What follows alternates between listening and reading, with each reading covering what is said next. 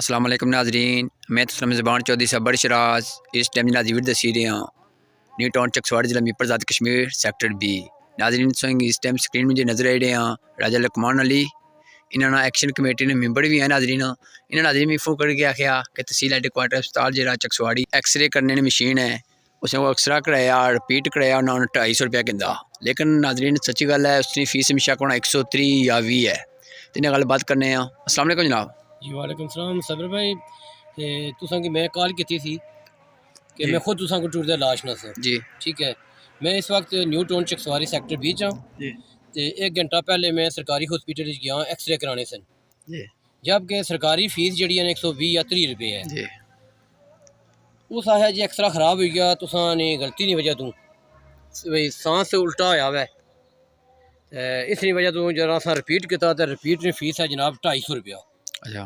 जबकि मैं उसको पूछा हुआ कि 250 रुपया फीस कैसी नहीं है, वैसे एक्सरे की फीस कितनी है जी लीगल है। वो आखना जी 130 रुपये या 20 रुपये फीस है जी।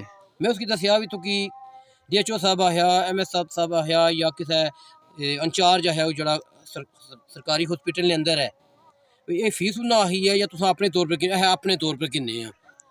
या मैं उसको पूछा भी ये तू जी 250 रुपया तू फीस किंदी है, 120 रुपया ज़्यादा किंदा वै, वो तू रखसे या सरकारी खजाने जैसी है ना जी। साढ़े कुछ हिसाब किन्ने महीने बाद अगर असा ये ना कि ना एक्सट्रा रिपीट ने तो असा ने जे भी जो देने पेने। पर्ची दी थी? ठीक है, मिगी उस पर्ची दी है जी। भाई इसने जनाब रिपीट ना 250 रुपया जी। मैं उसी दसिया भी रिपीट ना कोई नहीं, थोड़ी गलती नहीं वजह तू ये रिपीट होया वै, ये थोड़ा कम सी ना बंदे की दसना भी ऐसा है। ठीक है, उस बंदे की मैं आख्या भी तू मिगी लिखी तो देई ओड़ पर्ची, कड़े बंदे तू की पर्ची लिखी तो देई ओड़, कड़े बंदे तुसें इजाजत दी है डबल फीस किन्ने नहीं जी। आना जी किसी ने दी अस आपूं किन्ने अगर ना हो करा तो असा की जनाब डबल देने पेने।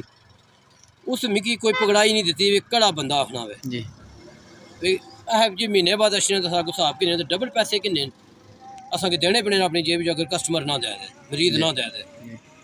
मैं उसी ये दसिया हुआ मैं ज्यादती है, चलो माड़ी खैर है 250 रुपये कोई बात नहीं, 120 रुपया ज़्यादा जाना कोई मसला नहीं, लेकिन इंदा अच्छे जो लोग हैं ना गरीब लोग हैं उन्होंने वास्ते बहुत मुश्किल है। वो गरीब इंसान किस तरह 250 रुपया देसी के एक्सरे ना, वो भी सरकारी हॉस्पिटल के अंदर जी। इस वजह तो लिहाजा सबर शराज भाई मैं अपील करना वा कि नेक्स्ट टाइम ये किसी गरीब बंदे ना कोई ज्यादती ना हो जी। ये कदा भी असा ना बर्दाश्त करनगे कि किसी गरीब नाल ज्यादती होए। असा बहसीयत अवामी एक्शन कमेटी पूरी कौम वास्ते पूरी कश्मीरी कौम वास्ते असा खड़े हाँ और अंदा भी खड़े रहे सां इंशाल्लाह। असा अपने हक वास्ते भी बोलना चाहते हैं, पूरी अवामी कश्मीरी कौम ने हक वास्ते भी बोलना चाहते हैं जी। ठीक है, और बोलसा भी इंशाल्लाह जिस कुछ बंदे ना ज्यादती उसी असा इंशाल्लाह उस टाइम उसने अजाला करसा, लेकिन बंदा शर्त यह है कि राइट पर होना चाहिए जी। ठीक है। सबर शराज उम्मीद करना कि तुसा जनाब इस तरह भरपूर तरीके मजम्मत कर सो कि आंदा किसी गरीब बंदे ना ज्यादती ना हो। मैं उस बंदे की दसिया हुआ मैं ज्यादती है ठीक है मैं तुकी देना वा, लेकिन जेडे गरीब लोग किस 250 रुपये एक्सट्रा करा सन जी देने न बंदे। एक दफ़ा पहले भी एक्सरे कराने हमारे को 250 रुपया चाहिए किंदा वे, लेकिन मैं खामोश रहा जबकि मिगी पता नहीं इसकी फीस कितनी है जी।